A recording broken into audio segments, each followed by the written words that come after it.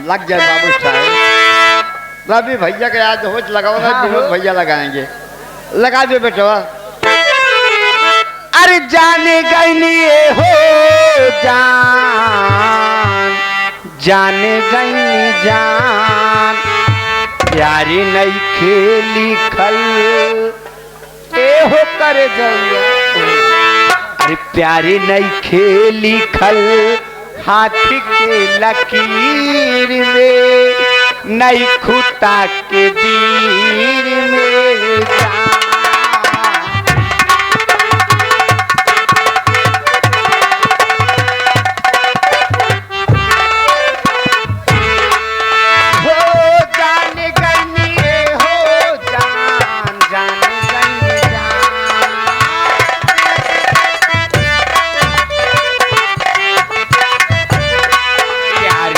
खेली खल प्यार नहीं खेली खल हाथी के लकीर में, नहीं खुदा के दीर। हेलो ए मनोर श्रीमान 56 छोरी 72 भाला आए लौंडा बड़गांव वाला अमानत खान की तरफ से 21 रुपया पुरस्कार हमारी पार्टी हार्दिक स्वागत करती है। भोजपुरी गाने की फरमाइश से मास्टर। अरे करिया करिया रसगुल्ला रसदार रजनी। ए ताजी देखिए मैं अपने घर जा रही हूँ, मेरी समय ओवर हो गई, लेकिन मास्टर जी मैं कैसे जा रही हूँ ए हो करे जाऊँ। देखा हम बताओ थे और जवन कैला तो सैया राते अब हिले दुखात बाते।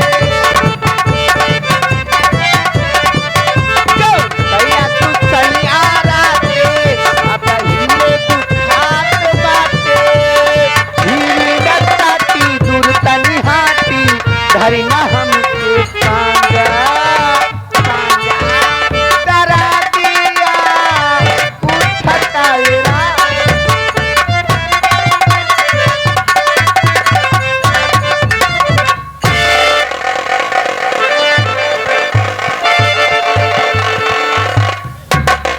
भैया जयराम लाजिए गवा दे बाबू साहब। साहेबो साहेबो आ गए हो। साहेब साहेबो आ गए। कहाँ? वाह देखा लाल बत्ती जलती है। लाल बत्ती कुल दिखाती है। अरे यार हम देखा लुपुर लुपुर जलती है। जौन पुल भूमि जिला से ऊपर साहिब है या अरे यार 2 चक्का वाले साहेब। अच्छा दीवान था। हाँ 14 सद के लिया जाए और जौन गलती हुई उनसे माफी मांग लिया जाए। बहुत बड़ी बात है। चरण धूलिक दर्शन हो जाए इस बड़ी सौभाग्य की बात। और प्रणाम साहिब जी का। जय हिंद जय भारत।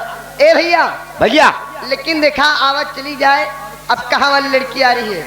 कहाँ वाली? सभा राजापुर बिंधन जनक तिवारी के पूर्वा पोस्ट राजापुर बिंधन दिरबा चंदपत प्रतापगढ़।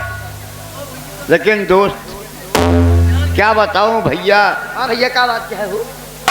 आजकल कभी जमाना था कभी जमाना सा सही है। शायरी बिरहा बिरहा वाली ना। हाँ सही कहा है कबो जमाना। लेकिन आज बिरहा रो रहा है, दादा शायरी रो रही है। दादा दादा हैदर अली के हिंगर है। चाचा हैदर अली, दादा राम कैलाश, दादा लाल जी लहरी। जब ककरी गुजार हो तो हम टेन बतिया लागे चालू।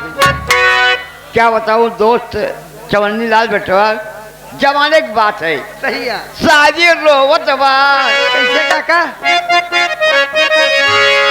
शादी रोवत बा आज होत बा घुंगरू कई झनकार। शादी रोवत बा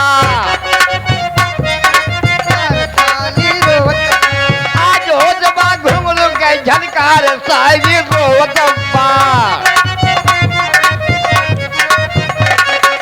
आज होत बा घुंगरू कई झनकार। शादी रोवत बा। नाच नौटंकी डीजे डांस अब हो रहा, लेकिन हमें लड़कियां नान ना रहे तो बिरहा सुने बहुत दूरी जात रहे। दादा राम कैलाश का, हैदर अली का, लालजी लहरी का। लेकिन दादा राम कैलाश ऐसे महान गायक थे। उल्टा पकड़े बिरहा गाँव में दादा राम कैलाश। पकड़े बिरहा गाँव में दादा राम कैलाश।